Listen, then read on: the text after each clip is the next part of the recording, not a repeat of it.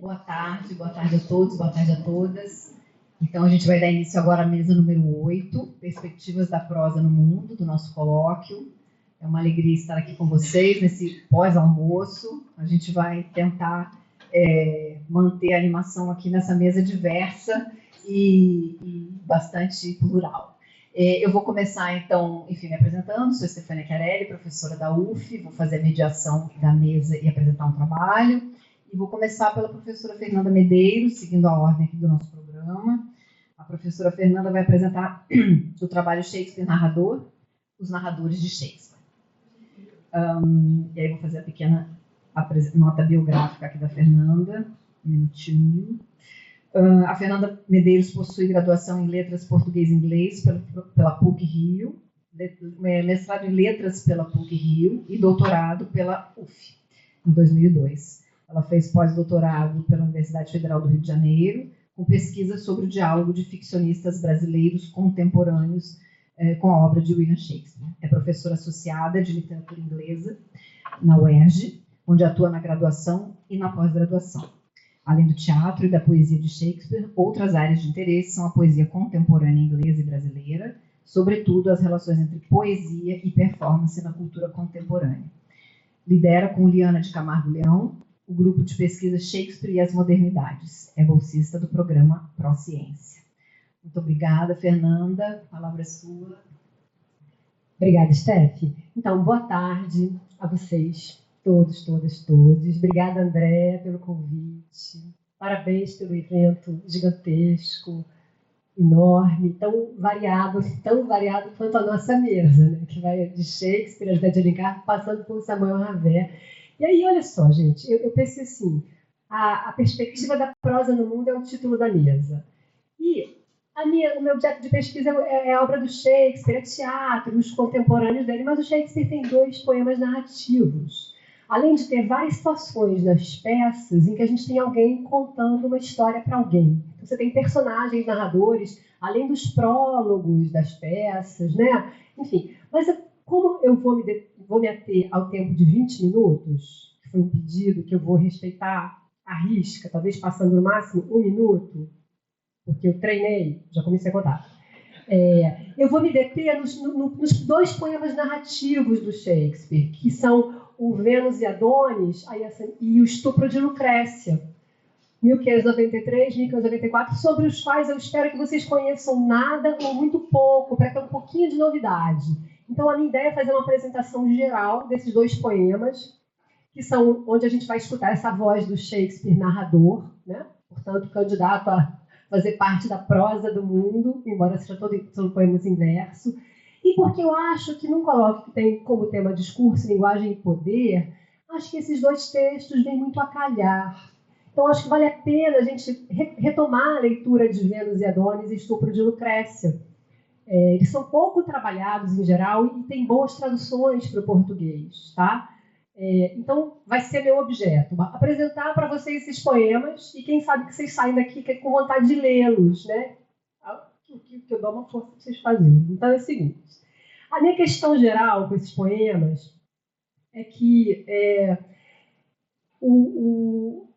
são 2 textos protagonizados por figuras femininas. Em Vênus e Adonis, a protagonista é Vênus, a deusa do amor e da beleza. Em Estupro de Lucrécia, a protagonista é Lucrécia.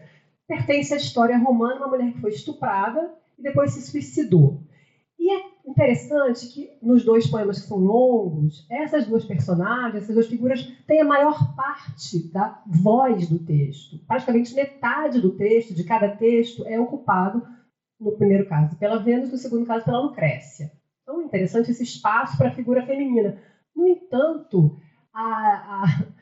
o gesto retórico delas, principal, da persuasão, é um gesto fracassado. Ou seja, a Vênus não consegue conquistar o Adonis, ela fracassa redondamente na persuasão, e a Lucrécia não consegue dissuadir o estuprador de estuprá-la.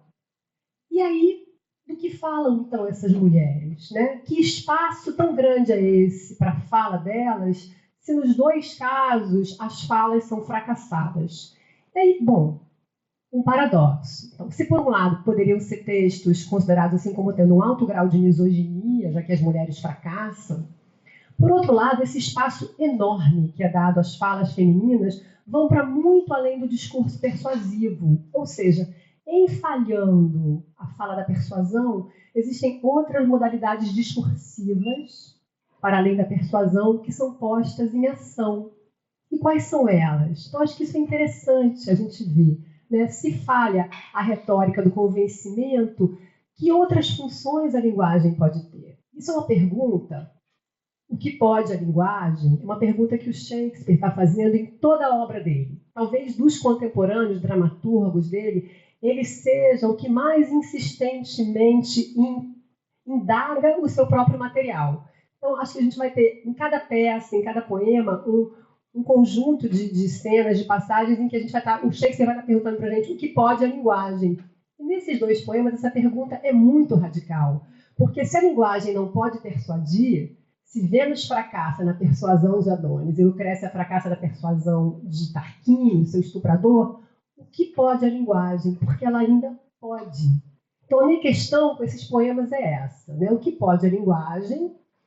E agora, de perspectivas femininas, porque se trata de duas figuras femininas falando, né? E para além da modalidade da persuasão. Então, tendo dito isso, que é a minha questão geral com os poemas, e começando do início, em 1593 e 94, Shakespeare está começando a carreira dele. Ele escreveu poucas peças até então. Então, esses dois poemas narrativos são chances que ele tem de se tornar conhecido. E é como ele primeiro fica conhecido.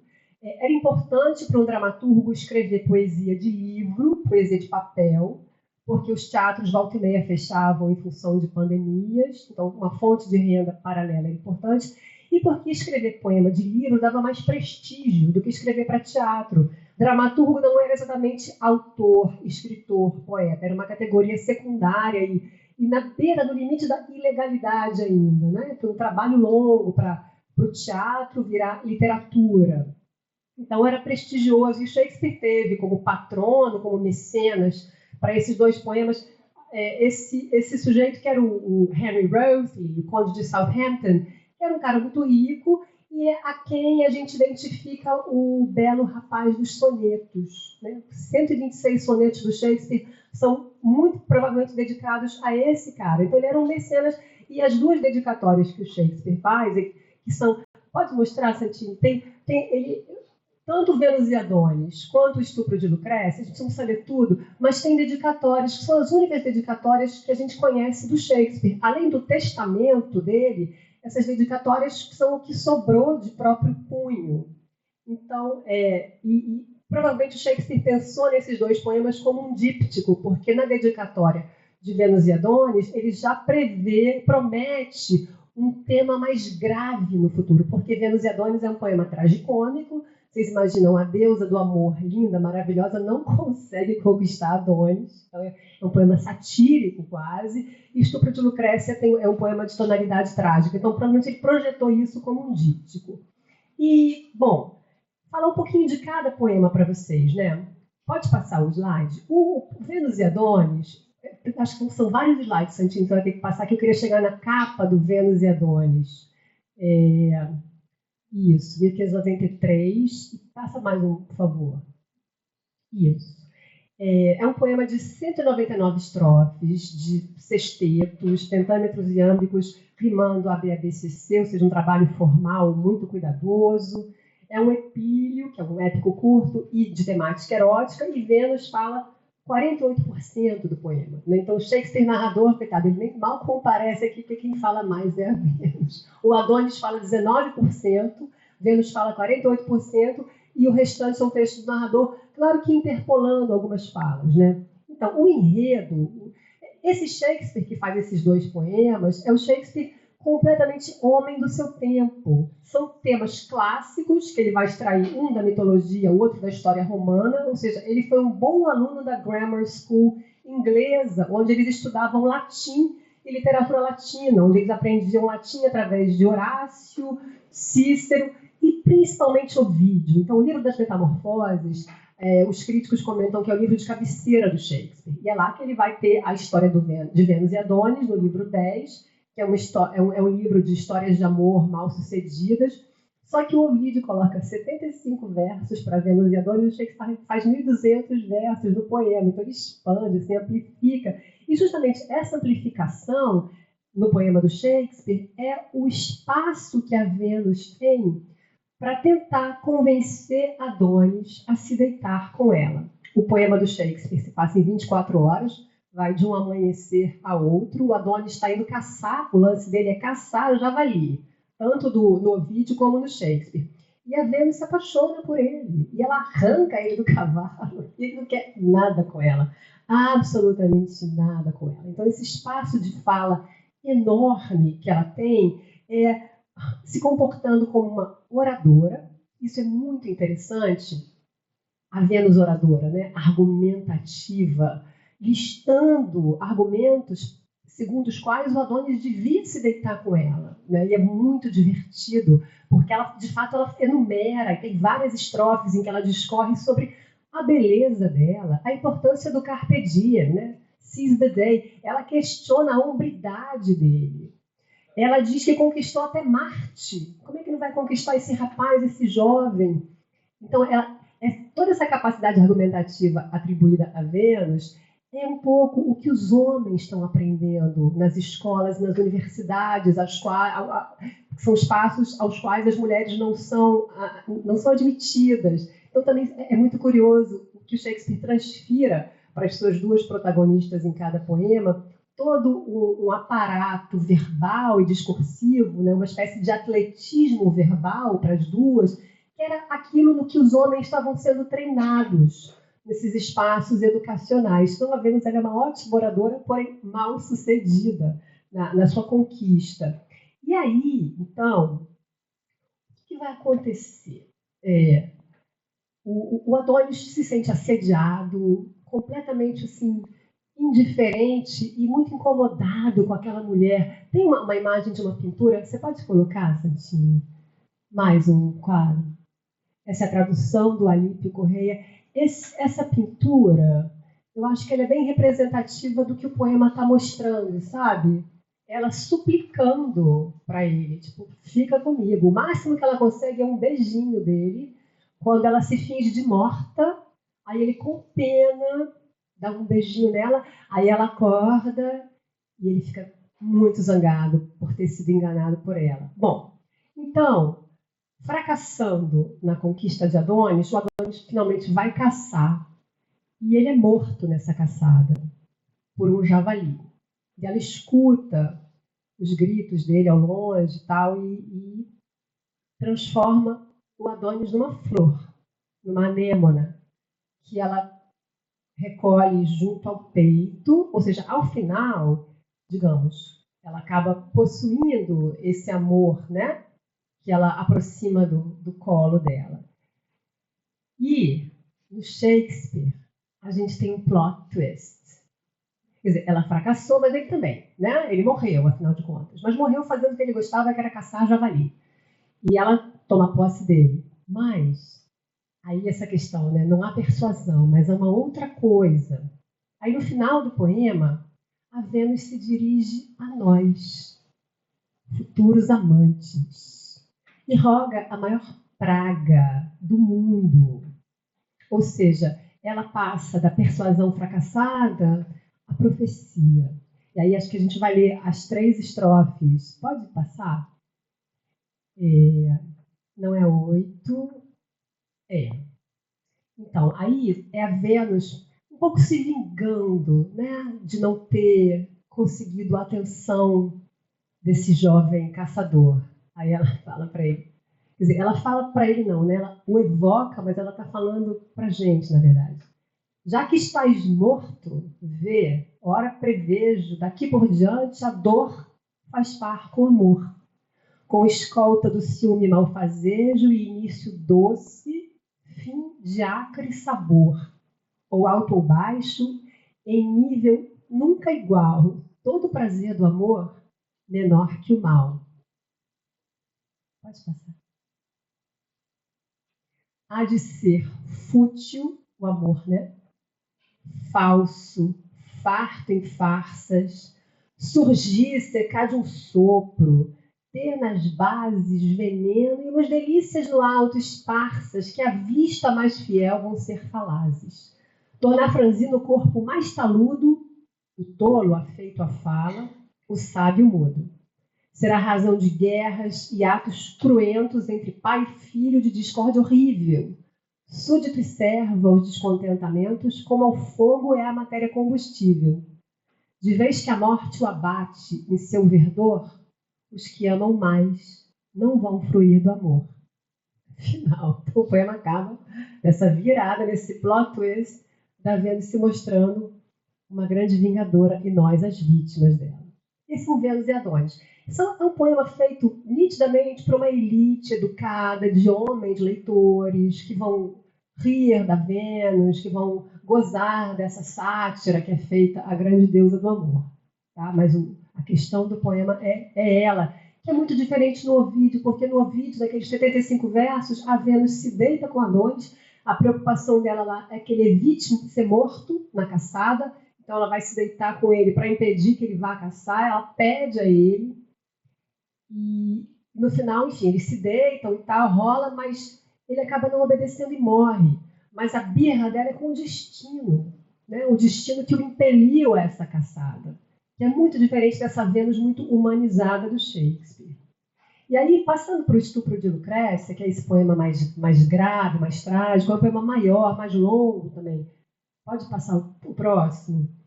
Ele tem 265 estrofes, né, de 7 versos, é um estilo um pouco mais elevado. Aqueles sextetos aqui vão virar septetos nessa rima real que foi primeiro usada pelo Chaucer.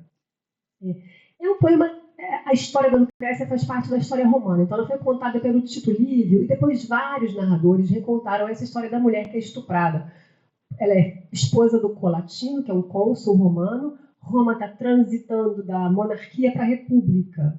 Então, o estupro da Lucrécia pelo filho do rei de Roma, Tarquínio, e o posterior suicídio dela, porque ela se suicida depois de ser estuprada, esse crime e essa morte da Lucrécia são o pretexto para uma guerra civil contra os Tarquínios, guerra civil essa que vai instaurar a República Romana. Então, a Lucrécia, ela entra para a história como uma espécie de mártir da República. E é o Shakespeare, depois de vários narradores, inclusive o Chaucer, na língua inglesa, que vai dar voz para Lucrécia, literalmente, porque as narrações do estupro de Lucrécia e do nascimento da República Romana não falavam, não davam espaço para Lucrécia falar, mas para ser falada. E aí, de novo, né, a Lucrécia, o poema tem quase 300 versos. 1/3 do poema é ocupado por esse Tarquínio, então, filho do rei, que fica muito encantado com a descrição que o marido da Lucrécia faz dela. O marido elogia ela pra caramba, então já tem uma contaminação da palavra aí. A palavra persuasiva do marido acaba contaminando o Tarquínio. Ele vai lá, o marido, ele está junto com o marido da Lucrécia no campo de batalha. Aí ele sai, deixa o marido da Lucrécia lá e vai para a casa da Lucrécia. Ela recebe ele porque ele é amigo do marido, afinal de contas, é filho do rei. E aí eles jantam, e ele o tempo todo assim, já asfixiado de desejo por Lucrécia. É quase pornográfico o estupro de Lucrécia, entendeu? O Vênus e Adonis tem passagens bem eróticas, mas o estupro de Lucrécia assim, é quase soft porn, porque o narrador descreve todo o desejo do Tarquínio e a caminhada do Tarquínio para o quarto da Lucrécia, uma penetração assim, espacial, que tem um eco na penetração sexual. Então, é forte nesse sentido. Bom, o fato é que ela não consegue dissuadi-lo, e é até curioso, porque quanto mais ela suplica para ele e aponta para ele os riscos que ele está correndo e o crime que ele vai cometer, mais ele fica excitado com a fala dela, coitada. Bom, ela é estuprada, ele abatidíssimo, se arrepende e vai embora. Só que ela tem ainda 160 versos só para ela. E aí, o que acontece? Do que fala essa pessoa? Né? Para que vai ser usada a linguagem do ponto de vista de uma mulher estuprada? Né? Qual a funcionalidade? Eu tenho a impressão que o Shakespeare está praticando aqui, isso é uma viagem, assim, né? Mas essas áreas possíveis de serem recobertas com linguagem. Porque o que a Lucrécia vai fazer, basicamente, todo esse espaço que ela vai ter, é alguma coisa que a gente pode entender hoje como uma espécie de elaboração do trauma, sabe? Então, muitas estrofes são usadas em apóstrofes dela à noite, ao tempo, a uma coisa que é opportunity, a oportunidade, que foi que, né, propiciou que esse estuprador pudesse agir, e ao próprio marido. Então ela fala com essas entidades abstratas, um pouco procurando uma cumplicidade, ou procurando uma responsabilidade, talvez da noite, do tempo, sabe? E são falas longas. E, além disso, que eu estou chamando de alguma coisa que eu entendo como uma certa elaboração de trauma, ela vai tomar uma decisão importante, que é a decisão do suicídio. E isso é uma decisão conflitiva, porque ela já se sente contaminada pelo pecado do corpo, ao ter sido estuprada, né? Ela se sente envergonhada e culpada por essa contaminação. E o suicídio seria uma contaminação adicional, uma contaminação moral. Então ela precisa pensar. Então tem um discurso de um pensamento de ponderação dela para tomar essa decisão, que é uma decisão controversa, do suicídio. Ou seja, nesse longo espaço que resta a Lucrécia depois do estupro, ela vai se convertendo numa figura trágica, de estatura trágica, porque ela tem que defender a própria honra, ela atravessa um conflito e decide pelo suicídio, e não bastasse isso, no quarto dela tem uma pintura que retrata a invasão de Troia, onde ela se vê também, né? Então ela, assim como a cidade é estuprada, e as mulheres são estupradas na cidade, a começar por Helena, ela se inclui numa cena mítica. Então ela própria, né? Lucrécia é tipicamente aquela figura que sai da vida para entrar na história. E ela faz isso pela própria voz no poema, sabe? Então, em linhas bem gerais, gente, acho que é isso. 19 minutos, já estou satisfeita. E aí vocês têm uma ideia um pouco de cada um desses poemas, tá bom? Pronto.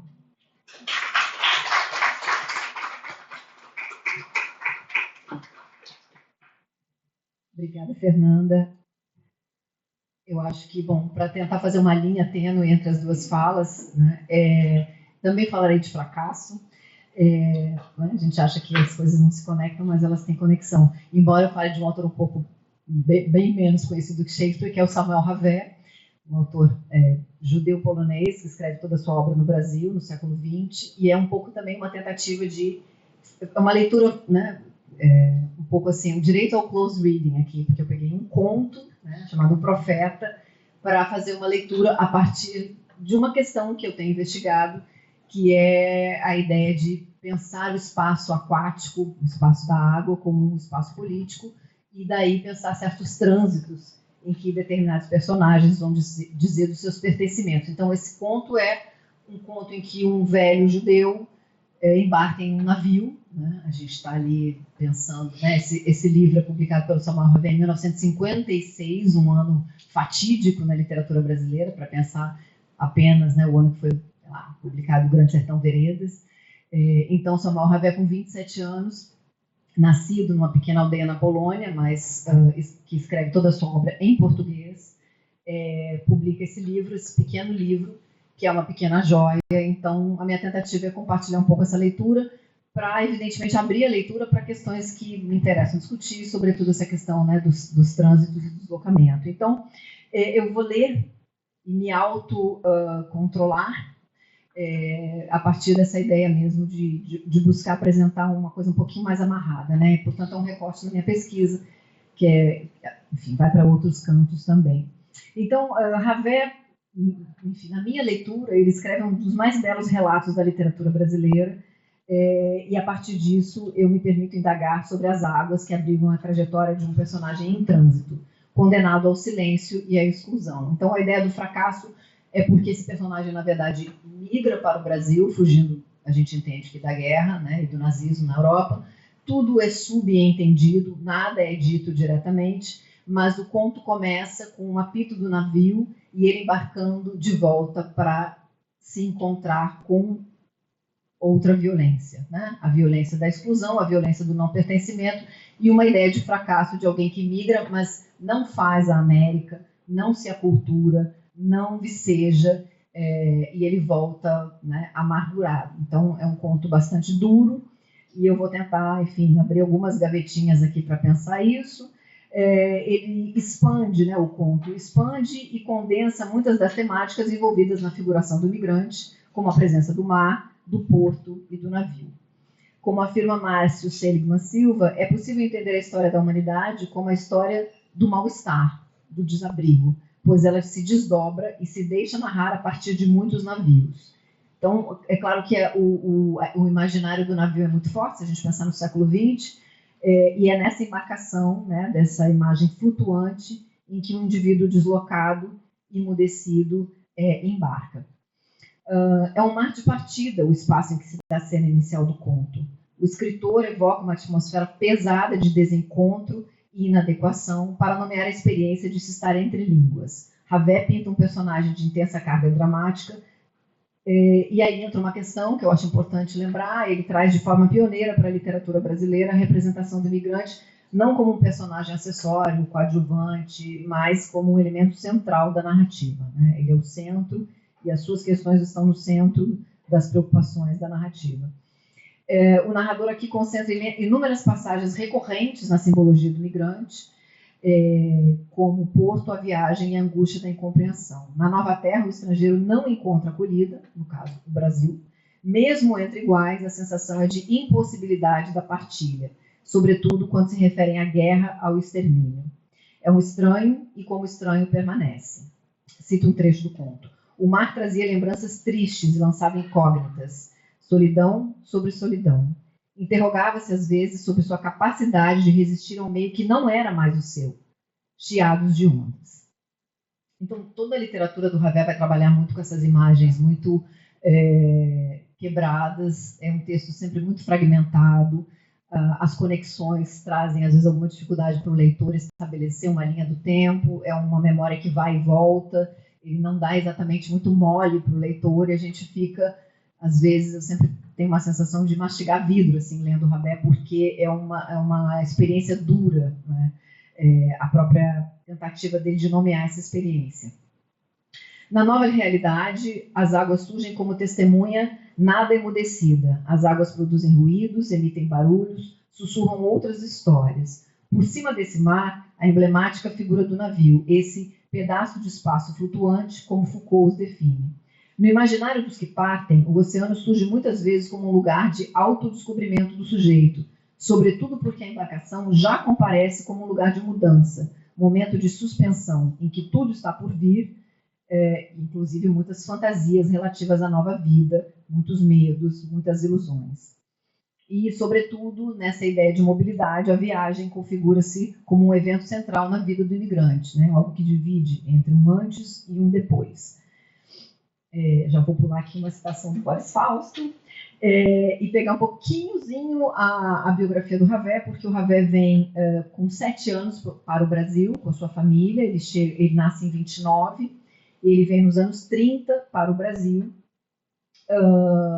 Essa vivência da criança estrangeira vai marcar a trajetória do autor, ele vai viver em bairros como Leopoldina, Olaria, Ramos, e na Rua das Andorinhas, um nome muito autoexplicativo, em Olaria, se estabelece a família. Ave de vocação migratória, né, a andorinha, que se desloca no inverno em busca de calor e alimento, a andorinha parece pontuar os trânsitos da família Ravet para o Brasil. Aqui, os Ravet permaneceram e, à semelhança de tantos outros imigrantes, refizeram a vida em nova paisagem. E toda essa questão da mudança linguística, da vivência na rua, da cultura do outro país, vai ser muito central para o Ravet, que em pouquíssimas entrevistas que concedeu, acabou sempre dizendo que o que ele aprendeu foi um aprendizado da pedagogia da rua.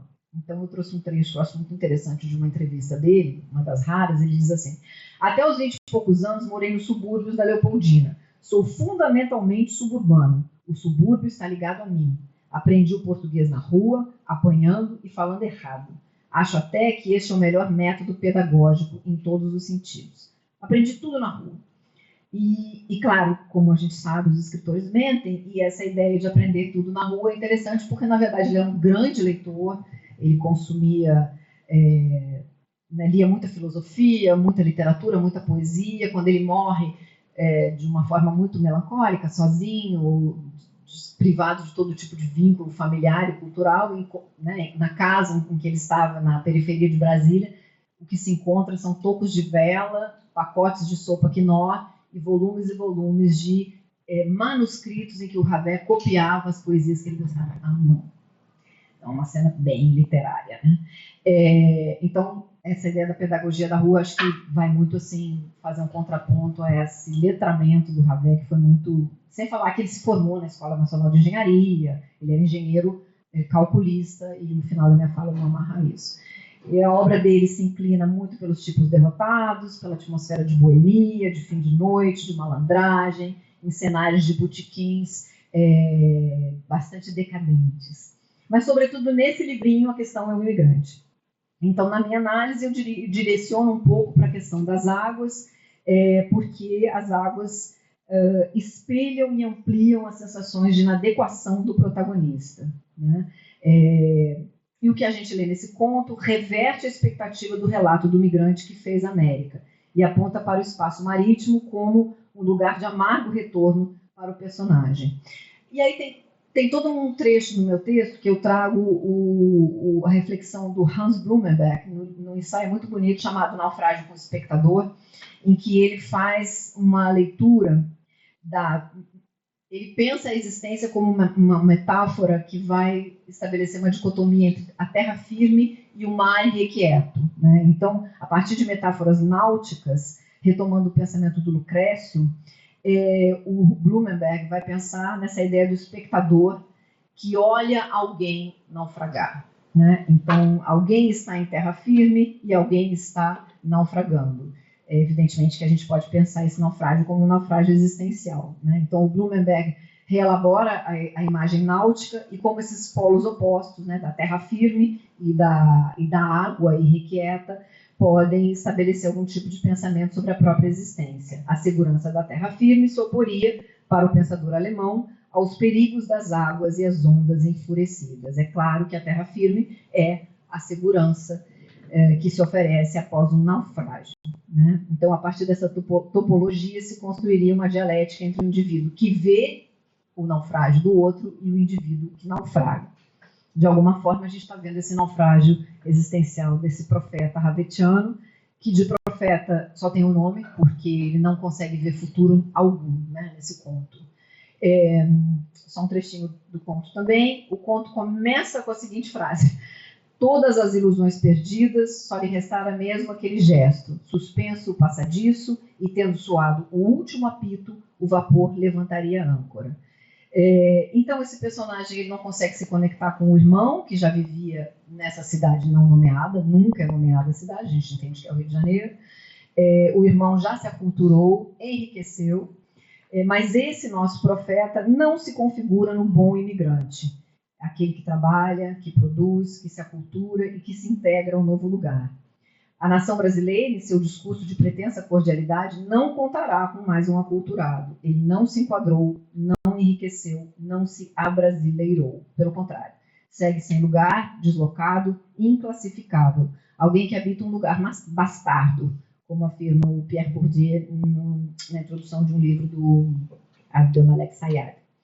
Ao nomear o embaraço que a figura do imigrante suscita, né? Então, vou pular aqui também uma citação linda do Blumenberg, essa vai para o livro, e a gente vai, então, entender que o personagem experimenta a sensação de voltar para o mar com uma sensação de fracasso, de incógnita, né? A ausência de planos, ele vai dizer, e apenas em busca de semelhantes sim, talvez do fim, né? Então, nesse relato, o Ravel figura alguém que experimenta, né, esse naufrágio. O Blumenberg, também no ensaio, vai fazer uma comparação muito interessante entre a ideia da fluidez que caracterizaria a água, né? A água fluida, e o dinheiro, né? A gente fala em fluidez, né? Em liquidez do dinheiro, né? Então, e o Blumenberg diz que tanto a água quanto o dinheiro compartilham a característica da liquidez, lembrando que foi o olhar ávido da opulência e do luxo que moveu a passagem da terra para o mar, desde os tempos das navegações, né? Mas o nosso profeta, na verdade, vai fracassar, ele configura uma falha, uma derrota, um fracasso. Desde o espaço marítimo, ele vê o solo que abandona, um Brasil de promessas não cumpridas, né? Então, todo o conto trabalha com uma imagética aquática muito interessante, a lágrima do profeta, a ideia de que os parentes viajaram, mas foram para uma estação de águas, então eles têm uma certa condição financeira, eles se permitem, né, uma viagem para relaxar, etc. e tal. Mas a gente está aqui dentro de uma questão muito importante, que é uma questão sonora. O apito do navio estabelece a marca sonora que demarca o tempo de partida. O vapor levanta a âncora de imediato e o Brasil ficará para trás como um projeto malfadado. Ele diz: ao apito surdo teve consciência plena da solidão em que mergulhava. O retorno, única saída que encontrara, afigurava-se-lhe vazio e inconsequente, né? Então, ele parte em nome do vazio. Tem toda uma questão no conto relativa ao fato de que a gente não saberá o nome desse personagem. Ele é chamado pelos outros de profeta quando ele caminha pela rua, porque ele tem ele figuraria, né, um pouco uma estranheza, porque ele usa um capotão negro e uma barba longa, e ele é chamado pelas crianças, pelas pessoas que o veem a caminho da sinagoga, de profeta. Portanto, a gente nunca saberá como é o nome dele, né? E o próprio Benjamin vai dizer: é mais difícil honrar a memória dos que não têm nome, né? Então, esses estariam, evidentemente, fadados ao esquecimento, à ausência e ao olvido. E também a gente vai entender que o próprio profeta não consegue aprender a língua, isso é uma questão. O conto é brevíssimo, mas de fato ele é muito denso, né? Então ele diz em algum momento, o narrador: da língua nada havia aprendido, mas o observador, se bem que não arriscasse, conseguiu por associação gravar alguma coisa. E o profeta, que o riso moleque lhe fez pegar a entrada, ia se tornando familiar. Seu significado não o atingia. Pouco importava, no entanto. A palavra nunca andava sem um olhar irônico, uma ruga de riso. Tem toda uma leitura possível dos contos do Ravel que eu faço e que não vou desdobrar aqui, mas em relação ao fato de que há muitos ruídos e barulhos e barulhinhos nos contos do Ravel, apito, riso debochado, risadas canalhas, gritos, em alguns contos são as tampas de panela, o chiar dos sapatos pelo chão, e eu entendo isso como um contraponto importante ao mutismo dos personagens. Eles não falam, né? Eles silenciam, eles calam uma dor, mas tem um barulho constante, uma espécie de cacofonia à volta deles, né? Então, eu penso que mais do que mera ambientação, essas sonoridades nos convocam como leitores a ouvir a dor desses personagens, a escutar os seus silêncios, o que potencializa no texto uma forma de solidariedade, uma postura ética, talvez, em relação à alteridade. E aí, para fechar minha fala, eu queria pensar uma coisa um pouco menos fracassada, embora seja fracassada também, porque o Ravel, como eu disse, ele era engenheiro calculista, e uma pesquisadora, Graça Ramos, encontrou numa revista de arquitetura perdida lá em Brasília um projeto do Ravel, em que ele cria uma ponte entre o Rio de Janeiro e Niterói. Esse projeto é de 1960, e ficou lá perdido num arquivo qualquer. Nesse projeto, então ele era um homem que calculava, né? Ele era um engenheiro que calculava e, não sei se vocês sabem, quer dizer, ele calculou várias estruturas na própria criação de Brasília. Ele calculou ele calculou as bases do Congresso Nacional, ele calculou o monumento aos pracinhas do Flamengo, né? Então, ele era dizem, um exímio calculista, ele era um craque, ele era um gênio, na verdade. Então, ele fez esse projeto da ponte nos anos 60. Nesse projeto, ele previa uma estrutura de 2 andares, com quiosques envidraçados, prevendo um caminho para que os pedestres pudessem ter a experiência de apreciar a paisagem marítima caminhando sobre o mar. A iniciativa não vingou, mas suscita, em mim, pelo menos, fortes conexões. A pesquisadora Graça Ramos diz que esse cenário, que essa ponte, seria um cenário propício ao caminhante que, ela cita a pesquisadora, andaria por sobre o mar a desfrutar toda a beleza da Baía de Guanabara. Segundo Ravel, lá no projeto, ele diz: a ideia definitiva da ponte me surgiu durante uma caminhada pela Praia do Flamengo, Morro da Viúva e a Enseada de Botafogo. Esse projeto, evidentemente, não aconteceu, como a gente sabe. Então, eu acho interessante amalgamar aqui, para terminar, essas duas facetas do escritor. Nas suas páginas, a gente se vê diante de figuras desamparadas, solitárias, fracassadas, vivendo situações de desabrigo e naufrágio existencial, à semelhança do profeta. Por outro lado, o engenheiro calculista sonhava pontes, símbolo que na contemporaneidade se torna ainda mais potente, se a gente pensar na imagem dos muros, né, em contraposição às pontes. Vivemos um tempo em que os bloqueios proliferam como signo de nossa época, tanto simbólica quanto materialmente, impedindo passagem e livre circulação.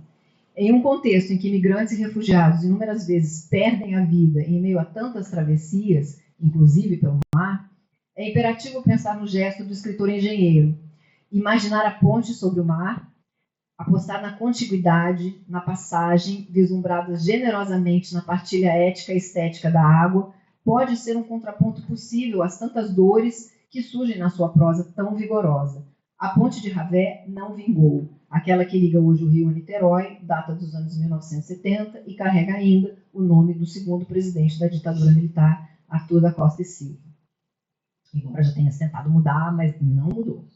A poética travessia da Baía de Guanabara, a visão do mar e das duas cidades unidas permanece, no entanto, como um desejo do escritor engenheiro. Em sua literatura se fazem presentes personagens emudecidos, incapacitados de trocar experiências, gaguejando em uma língua estrangeira. Ao ler essa prosa áspera e contundente, no entanto, somos capazes de acessar a subjetividade desse outro, realizando uma travessia possível, talvez a sonhada ponte de Ravé, materializada não em concreto, mas em palavras. Obrigada.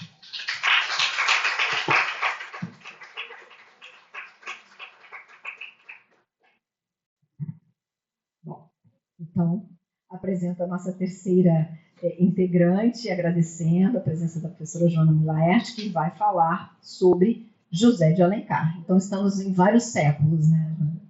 O texto dela se chama Anotações sobre Bênção Paterna e Como e Por que Sou Romancista, dois textos fundadores da produção do projeto literário de José de Alencar. Deixa eu falar um pouquinho da Joana. Posso? A Joana Mulaert possui graduação em Letras Português e Inglês pela PUC, Rio, mestrado em Letras pela PUC. Eu não estou lendo você, não. Não. Estou lendo a... Perdão, olha eu aqui trocando as biografias. Cadê você, Joana? Rapidinho. Achei, perdão. Doutora em Teoria da Literatura pela UFRJ, Joana Mulaert é professora titular do Instituto de Letras e Linguística da Universidade Federal de Uberlândia e atua no programa de pós-graduação em estudos literários. Faz parte do grupo de pesquisa As Trocas e Transferências Literárias e Culturais e a Circulação Literária e Cultural em Perspectiva Histórica, CNPq-UF. Seus principais interesses de pesquisa e suas publicações situam-se nos campos da teoria e da historiografia literária. Obrigada, Joana. Desculpa a troca da sua biografia. Devolvo para você a palavra. Bom, obrigada. As suas palavras muito delicadas e obrigada a todos. Boa tarde. Né?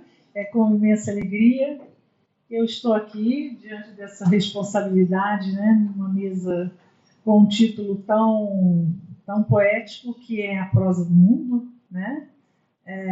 O André foi muito feliz, né, com essa... Parece que foi ele que escolheu, que uniu os três diversidades, né? E agradeço a todos aqui, ao Jobim em particular. Né? Então, vamos lá. Eu mexi tanto no meu texto de ontem para cá, né? Foram tantas questões assim, importantíssimas, né, que me fizeram... refazer, mas eu não tive tempo, obviamente, então eu vou seguir a minha fala, o que eu preparei, o que eu havia preparado antes de chegar aqui, e começando pelo seguinte, pela pergunta que foi feita aqui, né, o que pode a linguagem, né? Não vou responder, fica aí para para o texto escrito, né? Mas quando eu vi o título A Prosa do Mundo, até comentei com a Stefânia, eu pensei logo no Merleau-Ponty. Eu falei, meu Deus, será que a gente tem que reler, assim, porque foi muito feliz mesmo, mas é uma reflexão que fica para depois, né? Mas, na verdade, eu acho que as 3 apresentações têm tudo a ver com essa pergunta, né? O que pode a linguagem, naqueles ensaios que estão reunidos ali pela COSAC na IFE, né, do Merleau-Ponty, muito, muito interessantes, muito bonitos. Bom, e uma outra questão, 2 outras questões que me abalaram ontem, né, porque eu vou fazer, claro, a defesa do José de Alencar, né, uma das paixões, né, das minhas paixões. Acho que ele anda muito esquecido, enfim, nos últimos tempos. Eu posso estar enganada, mas as questões foram colocadas aqui na mesa, enfim, principalmente naquela mesa de literatura comparada, na Bill, o Vail, o professor César, né? Close reading, distant reading, né? E a questão da língua ou das línguas, né? E isso certamente vai influenciar a minha escrita final, né? Porque o problema da cor local, do nacional e local, a cor local, se é possível alguma, vamos dizer assim, alguma saída mais esperançosa para esse dilema, esse impasse que nos atravessa desde o século XIX, né? Como foi colocado aqui ontem, né? Talvez esteja mesmo na questão das traduções, né? Essas circulações de texto têm muito, enfim, tem muito a ganhar com o esforço dos tradutores, né? E aí, questão para muito tempo ainda, né? Então, eu vou começar aqui a minha leitura. Relendo os textos que propus para comentar nesse encontro, pensando no título da mesa, busquei reformular os termos da questão. Inicio, pois, minha fala com a seguinte pergunta: como se apresentou Alencar ao público de seu tempo e a seus póstumos leitores, né? Somos nós, né? Por outro lado, de nossa perspectiva atual, como o lemos, como o percebemos e o inscrevemos na prosa do mundo, né? Penso com certeza, né, que antes de esboçar um olhar mais livre de preconceitos contemporâneos, porque eu acho que nós temos muitos preconceitos, né, atravessados aí por essa nossa ânsia de ser contemporâneo, né, em relação ao autor de Iracema e ao conjunto de sua obra, é preciso ler e reler, e muitas vezes suas cartas, prefácios e pós-fácios, suas notas aos editores, tudo aquilo que costumamos chamar de paratextos, né? Escritos à margem dos romances, escritos ao correr da pena, que é o título, né, de uma coleção de crônicas, todos conhecem, né? Ele foi um grande, enfim, folhetinista, um grande cronista também. Nesses verdadeiros ensaios sobre si mesmo, sobre seus escritos de ficção, Alencar se dirigiu certamente aos leitores do presente, mas também aos leitores do futuro, consciente de que considerava essa a missão do escritor brasileiro. Então, essa é a noção de missão, né, do escritor brasileiro, como uma missão de criar, né, o novo, a literatura nova, né, e de se engajar até em certos casos em militar, né, por causas, enfim, a depender aí da época. O que não é pouca coisa, né? Ele tomou para si mais que essa missão, né, do escritor que fundou, ou que pretendeu fundar uma nação literária. O papel, aí sou eu aqui que abro aspas aqui, de tradutor, inventor de uma nação literária radicalmente nova. Foi isso que ele pretendeu, na minha leitura, originalíssima, que com o tempo viria a se somar às literaturas consagradas europeias. Claro, continua sendo eurocêntrico, né? Porém, né, penso que precisamos contornar nossa tendência ao anacronismo, né? Precisamos nos distanciar das luzes do nosso tempo. Ontem, eu acho que foi a Regina que falou do Agamben, né? Na medida em que tal gesto for possível, né? Até um certo ponto isso é possível, nos afastar das luzes do nosso tempo, né? Sem o que repetiremos os lugares comuns da crítica e da historiografia, cujos pressupostos pensávamos ter superado. Acredito que podemos dizer, sem muito medo de errar, que desejava o escritor, além da desmedida ambição, porque é uma desmedida, né, de mapear o Brasil em sua literatura, desejava ele também atravessar as fronteiras nacionais, né? Afinal, ele desejava ir para além do nacional, né? Ter uma receptividade, uma compreensão para além do nacional. Essa é a minha visão, porque relendo, isso para mim ficou muito claro, relendo o Alencar nessas notas. Afinal, que outra aspiração significavam as respostas a seus detratores contemporâneos dele, marcadas essas respostas por uma rigorosa argumentação contra a acusação de plágio. Todos sabem, né, quem leu Bênção Paterna, enfim, muitos outros, como porque sou romancista, o quanto isso pesou sobre ele, né? A acusação de plágio. Alencar, como seus contemporâneos, né? Ele leu, é claro, né? Romancistas e poetas românticos estrangeiros, lógico, ele não bebeu só na natureza, né? Só no seio da natureza americana, mas ele leu e muito esses poetas românticos. Eu fiquei impressionado com o capítulo na Confederação dos Tamoios em que ele fala do Lamartine, né? Ele desenvolve uma verdadeira teoria, assim, junto com Lamartine, né? A teoria da poesia Byron, né? Franceses, ingleses, norte-americanos, mas ele não foi apenas leitor assíduo de seu tempo.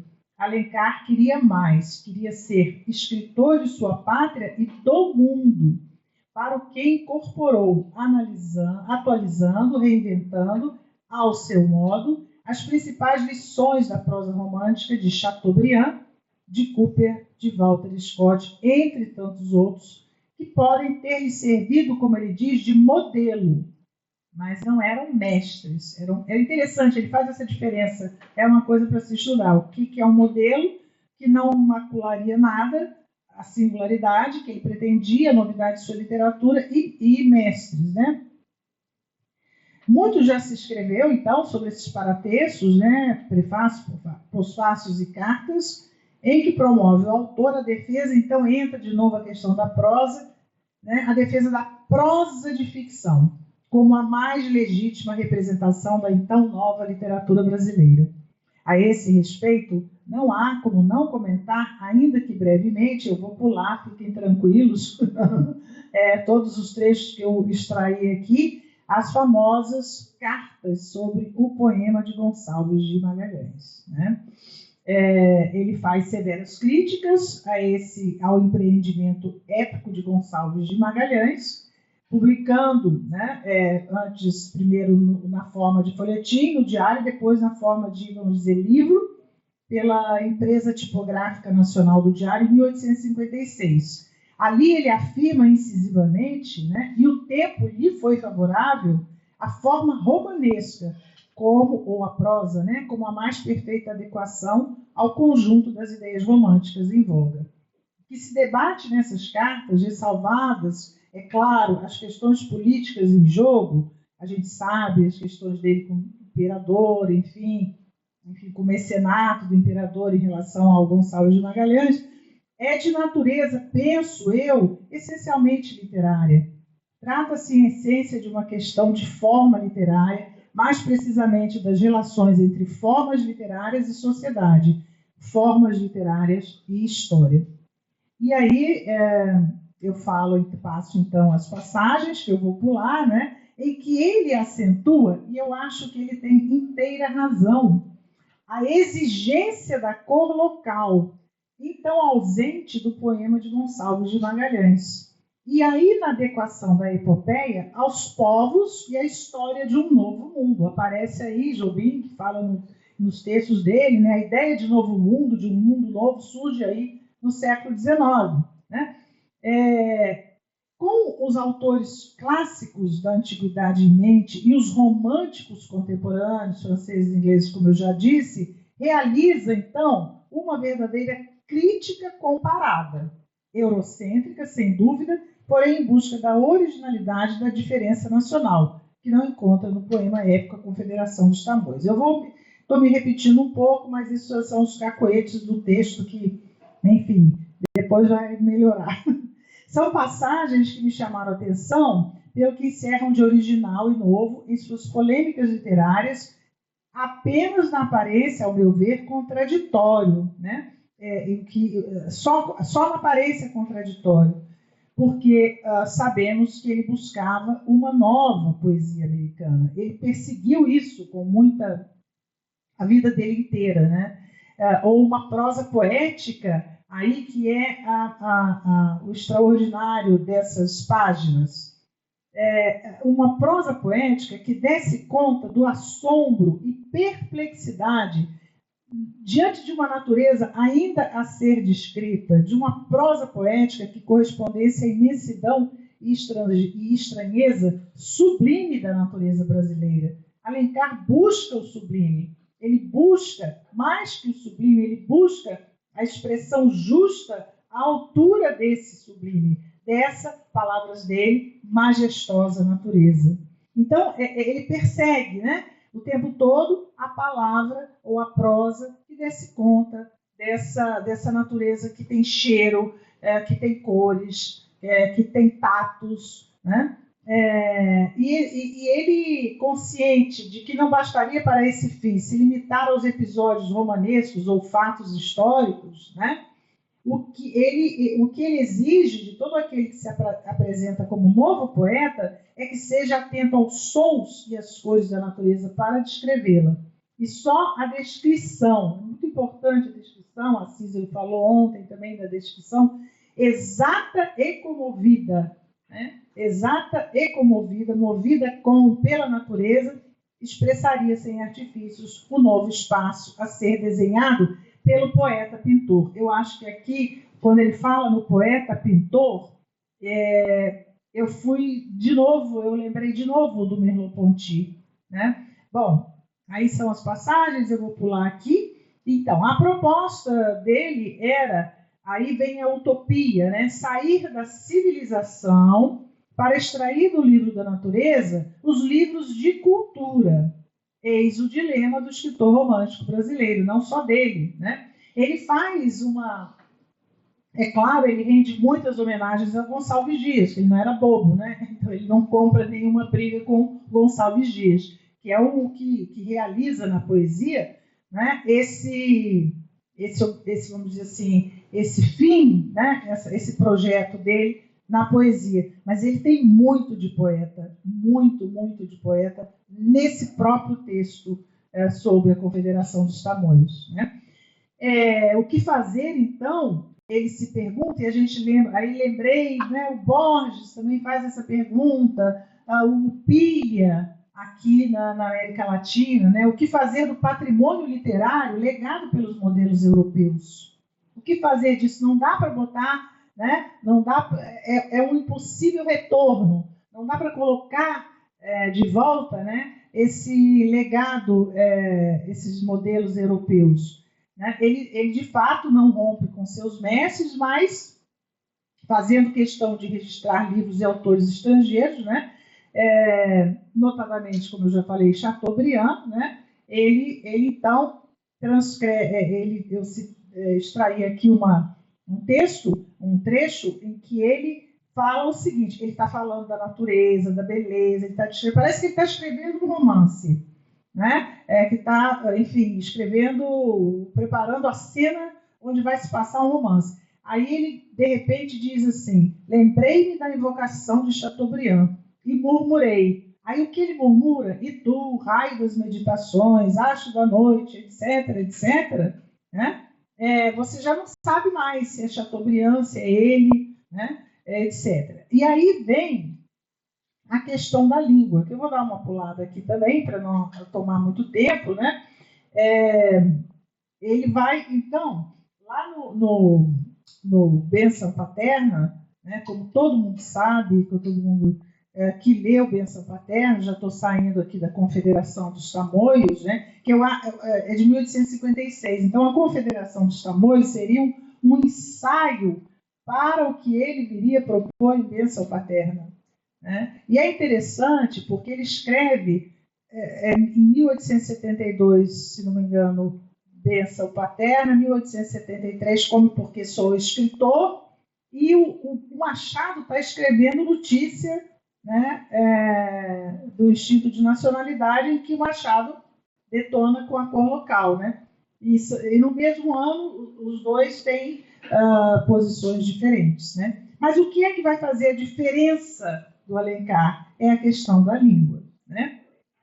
E aí ele vai, enfim, não tem como não passar por aquela passagem famosa, né, em que ele fala da língua que come o caju, enfim, que prova a néspera, enfim, uma série, vai citando uma série de frutas bem características do nosso país, do clima tropical, né? Essa língua jamais poderia ser a mesma língua da metrópole, né? Jamais ser a mesma língua da metrópole. E aí, encerrando, né, eu dei uma cortada legal aqui, né? Porque eu escrevi demais, né? Eu fui me lembrando pensando no Alencar, eu fui me lembrando e fui anotando aqui o texto, o projeto do Mário de Andrade, O Poeta Come Amendoim, por exemplo, né? Que eu revi essa manhã, é lindo, é uma coisa maravilhosa, né? O Poeta Come Amendoim, quando ele fala da língua de várias etnias, né? E aí ele vai falando, enfim, ele vai fazendo aliterações, assonâncias absolutamente novas, né? E esse poema está em Clã do Jabuti. Também, obviamente, não tem como não lembrar do João Cabral, um sertanejo, falando com aquela coisa das pedras, né? A pedra, enfim, que exige uma outra língua e, portanto, uma outra tradução, enfim. E, para finalizar, o Guimarães Rosa, né? Nos seus prefácios de Tutameia, mas não só, sobretudo o Hipotrélico, né? O Hipotrélico, Sobre a Escova e a Dúvida, e aquela a famosa entrevista ao Gunther Lorenz, né? Em que ele defende, quer dizer, ele dá esse salto aí, eu estou sendo bem cândido agora, né? Ele dá esse salto para o sertão mundo, né? O Guimarães Rosa fala desse sertão que ultrapassa fronteiras e está falando do mundo, né? A prosa do mundo. E é isso que eu tinha a dizer, né? Me inspirou muito, as falas de ontem me inspiraram muito para eu alterar aqui, enriquecer o meu texto, e as de hoje também, né? Essa você falou, todas as duas falaram da questão da língua, né? Enfim, eu acho que esse é o X do problema. O X do problema, como você colocou ontem, né? A questão da língua mesmo, e o João César e todos aqui falaram nisso. É isso, muito obrigada. Eu não sei se eu passei, se eu falei muito rápido, tá bom? Obrigada. Obrigada, Joana.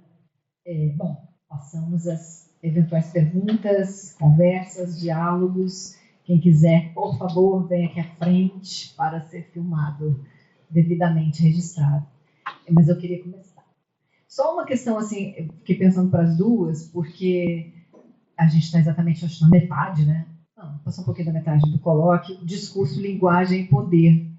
E, de fato, a linguagem e poder, era uma colocação para as duas, assim, para comentarem, né? Primeiro, Fernanda, fiquei muito... Não li, não conheço esses poemas, eu fiquei muito interessada nessa ideia do discurso persuasivo da mulher, falando em linguagem e poder, porque tem uma violência contra o corpo dessas mulheres, né, sobretudo o segundo, mas essa espécie assim, de V de vingança de Vênus. Eu queria que você comentasse assim, o discurso persuasivo da mulher, um pouquinho mais do discurso persuasivo, pensando em linguagem e poder, já que muitas vezes, né, esses corpos também vão sofrer violências. Né? E para você, Joana, eu não consigo... esquecer, você falou do poeta come amendoim, né, do remeleixo melado das palavras, que é sensacional. E eu fiquei pensando que, a partir de uma leitura do contemporâneo, né, que a gente acaba sempre tendo o cacuete de voltar para as coisas que a gente lê, mas o texto do Luiz Rufato, muito conhecido, que ele pega o Alencar como matriz, né, como referência, como matriz, como um eixo, né, para dizer como e por que sou romancista no século XXI, né? E como, então, assim, não para todos, mas para muitos escritores contemporâneos, sobretudo, o Rufato escreve sobre o Alencar, né? Se não me engano, ele acabou de lançar um livro em que ele tem um texto sobre o Alencar. Então, eles não podem, não conseguem esquecer. Assim como, na verdade, o Alencar está processando suas leituras, ele também está virando essa referência incontornável para pensar a linguagem, né? Então, se você puder comentar, eu lembrei disso. Vem cá, e não é que a mesa teve a ver, no final das contas? Porque eu fiquei... Antes de responder, Stefânia, eu fiquei pensando que essa pergunta que a Joana fez agora, né, do Alencar, o que fazer do patrimônio literário legado pelos modelos europeus, quer dizer, de alguma forma, o Shakespeare estava tendo que se haver com o patrimônio literário lá clássico, o Ravel com a sua bagagem de imigrante e o Alencar com os modelos. Então, como isso está em pauta também nessas obras, né? E isso vai trazer a pergunta do que a linguagem pode fazer, até onde a linguagem vai. E eu acho que colocar as mulheres como protagonistas, como as donas das vozes nesses dois poemas, acho que tem um pouco uma discussão com essa pergunta, o que fazer com o legado, né? Uma pergunta dos humanistas lá do século XVI, depois que vai tomar outras formas adiante. E eu acho que essas duas figuras da Vênus e da Lucrécia, tal qual o Shakespeare as retrata, elas estão dentro de uma lógica que eu acho que dá para pensar assim, as personagens femininas do Shakespeare de um modo geral, que eu acho que é um lugar muito interessante. Ao mesmo tempo em que o Shakespeare, como um autor lá da virada do 16 para o 17, ele assumiu o patriarcado como uma situação incontornável, ele conseguiu criar um efeito dramatúrgico e aqui verbal nas suas personagens, que ao mesmo tempo que você enxerga os limites desse patriarcado, você não deixa de enxergar a força e a potência das mulheres.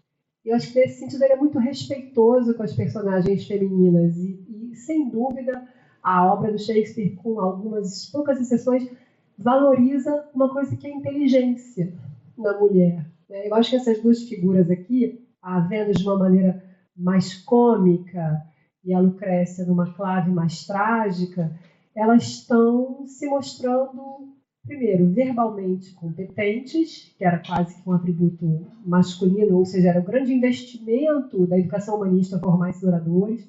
Então, isso é possível, né, ser encontrado nas mulheres. E essa inteligência, elas têm uma coleção de recursos. Alguns fracassam, outros não. Então, eu acho que tem talvez, né, um modo de dialogar com essa tradição seja, então, como é que as mulheres podem ser reposicionadas na tradição? Acho que essas personagens respondem a isso, ou dialogam com isso. Fica, João. Muito bem lembrado o Rufato, né? Bom, o Rufato tem claramente um projeto, um programa, claro que não é, né, o romântico, mas ele retoma, quer dizer, ele incorpora o Na verdade, eu penso que a gente não saiu do romantismo em alguns aspectos, né? É a mesma questão dramática para nós, né? E é ela que nos move também. Mas ele, enfim, coloca isso nos textos, nas entrevistas, na própria obra dele, né? O Inferno Provisório, aqueles 5 livros, né? Isso, Pentalogia. Aquele primeiríssimo, que foi um impacto, né? Aquele primeiríssimo texto, eles não muitos cavalos. É porque eu agora estou falando do YouTube e eu vejo muitos programas de vocês. E aí, no fato, achei o máximo aquela conversa muito gostosa e tal. E eu li há algum tempo, mas foi um impacto imenso, né? Quer dizer, ele pega a Sicília, né? Um verso da Sicília, e trata da questão do Brasil, sim, é uma alegoria de Brasil, mas é muito mais que isso, né? No momento, na contemporaneidade mais, vamos dizer assim, tenebrosa, né? E o exercício de experimentação de linguagem ali é radical, né? É radical. Não há dúvida nenhuma. Tem um livro dele também que eu amei demais, De Mim Já Nem Se Lembra, que são cartas belíssimas enfim, esse não dá para dar spoiler, né? Leiam. De mim... Do Rufato. Do Luiz Rufato, que foi de quem ela me perguntou. De Mim Já Nem Se Lembra, que é um pouquinho, um pouco diferente, né, dos outros, né? Então, aquele discurso que ele fez em Frankfurt, né, que foi também um impacto imenso. Então, como e por que sou romancista é uma pergunta que permanece, né, e que faz, obviamente, referência ao texto fundamental do nosso Alencar, né? Então, não sei se eu respondi, muita coisa para falar. Alguém mais? Comentários? Professor, veio com um caderninho? A memória já foi boa. Pegando a pergunta, né, de como e por que sou romancista, quando vocês fizeram as exposições de vocês, eu tentei aqui ficar articulando algumas questões. E aí eu pensei 2 questões diretamente relacionadas à exposição feita pela Stefânia e feita pela Fernanda, mas a partir dessa pergunta, como e por que sou romancista. Tefa, quando você fala sobre o Ravel, de uma pedagogia da rua, claro que imediatamente me evoca uma série de outras figuras das ruas, literatos das ruas. João do Rio, enfim, teria uma enormidade. Mas eu queria me concentrar mais próximo de nós, né? O João Antônio. Mas o Antônio. Né? O João Antônio. É claro que, sim, o escritor ele é um fingidor, ele mente. A gente sabe disso, engana, e muitas das vezes a gente é traído por isso. Mas eu gostaria de te ouvir um pouco mais sobre a importância disso que você chama de pedagogia da rua para a conformação da obra desses escritores. Porque se a gente coloca numa linha de aproximação e de, vamos dizer assim, relação espiritual das obras, João Antônio e o Ravel têm um parentesco muito próximo. Então eu fiquei curioso querendo te ouvir sobre isso. E, Fernanda, quando você, obrigado pela exposição, você sabe que eu sou assim, sempre atento e reverente às suas aulas sobre Shakespeare, né? Você sabe disso. Certamente. Tem perguntas para te fazer fora daqui depois. Mas a partir das questões que você coloca sobre o fracasso do discurso da persuasão feminina exposto em Shakespeare, mas também como uma espécie de alusão à inteligência feminina, eu gostaria de que você pensasse aqui junto com a gente e refletisse um pouco sobre o discurso de persuasão presente num outro, daquele que talvez seja uma das origens do romance, que é o livro das Mil e Uma Noites, que é um discurso que vem da tradição oral, lá no século VII, toma forma pela primeira vez do escrito no século XIII, né? E chega no mundo ocidental cheio de atravessamentos, né, ao ponto de ser, aqui no mundo ocidental, apropriado pela indústria cultural e transformado em narrativas de universo infantil, quando não existe isso ali presente naquelas narrativas originais.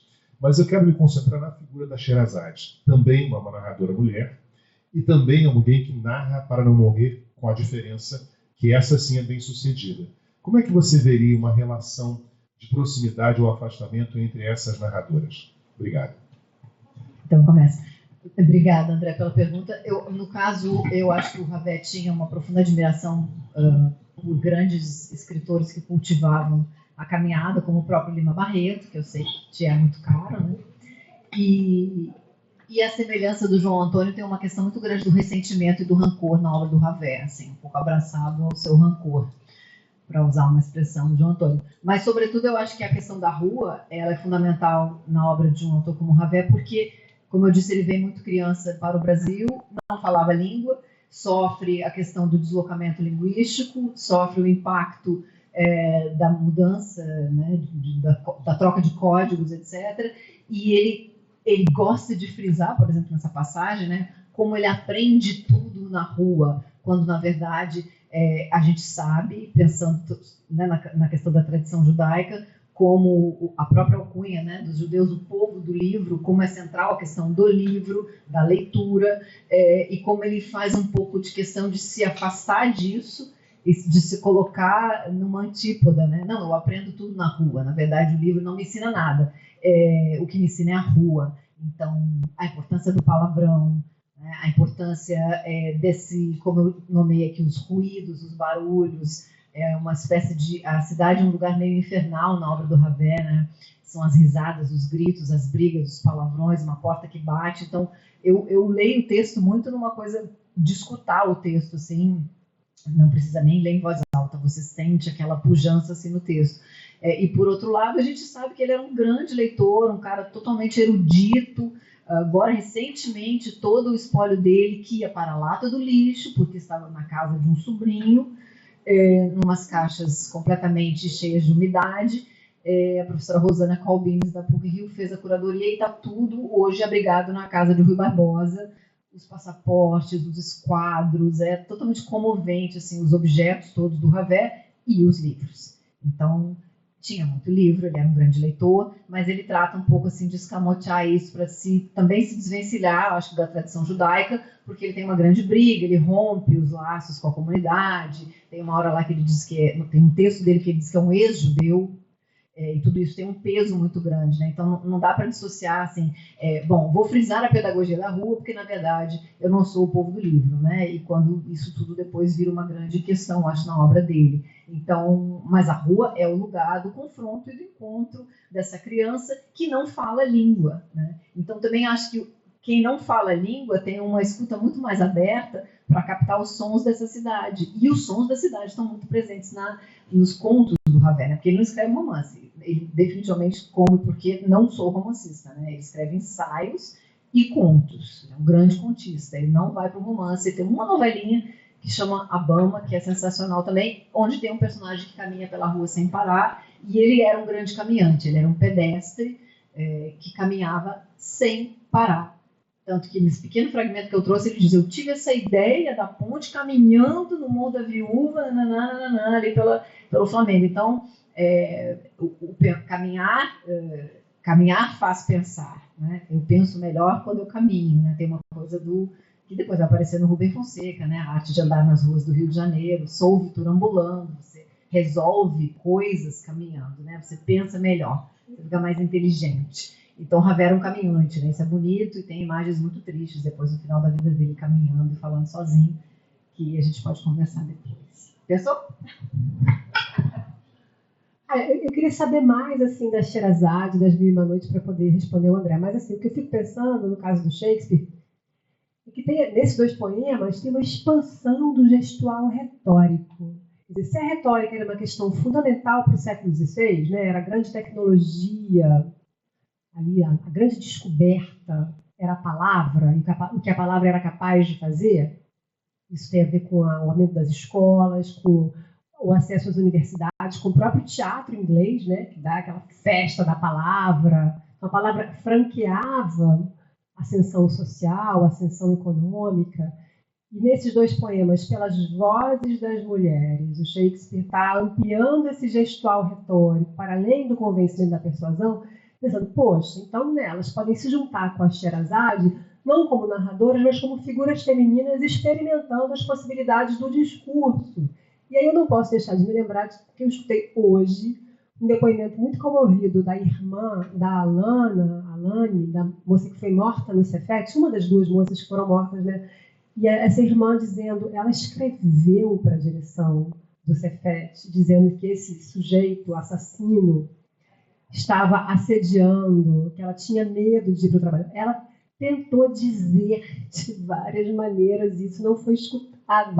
Então é interessante essa questão, né? Obviamente a gente sabe da fala feminina, o que pode a fala das mulheres. Então acho que a gente tem uma coleção aí de possibilidades, né? De tentativas de discursivização, né?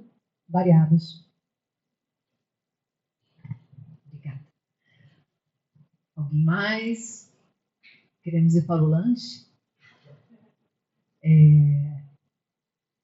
Assim, eu sempre fico muito curiosa porque a gente vai ler o Alencar na graduação e continuamos lendo, né? Então, assim, e ele continua tendo uma força, ao mesmo tempo que tem um estranhamento, né? Mas tem uma vitalidade ali, uma pujança, né? Eu sempre lembro de uma edição comentada de Iracema, que é do Silviano Santiago, em que ele tem uma notinha lá muito precisa que ele diz: como seria ler o Alencar sem todos esses paratextos, né?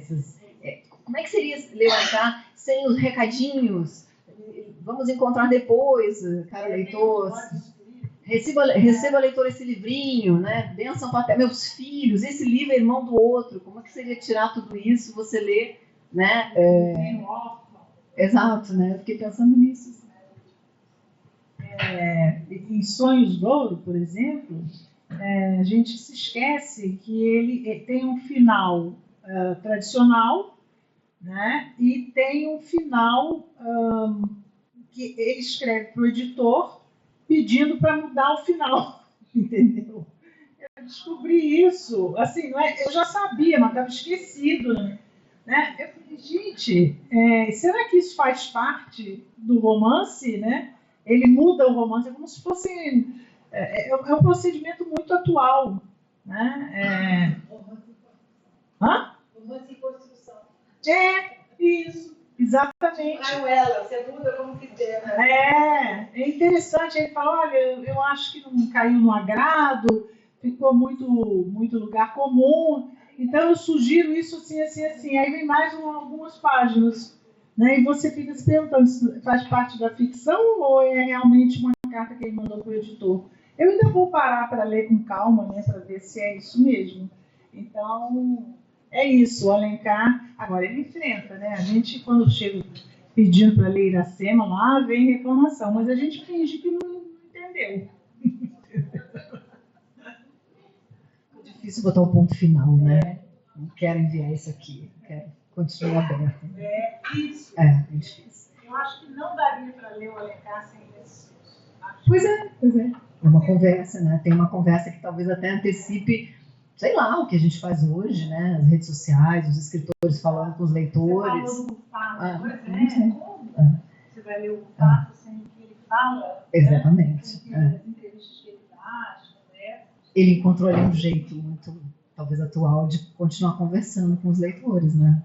Interagindo, que depois virou algo muito disseminado, né? Enfim, acho que fechamos. Eu não sei fazer a propaganda de amanhã, professor André Dias. Amanhã começa às 9 da manhã. A nossa mesa, 9. Certo? 9, depois em seguida 10, às 11h40, mesa 10. 9 e em seguida às 11h40, mesa 10. Tá bom? Obrigada. Boa tarde para todo mundo.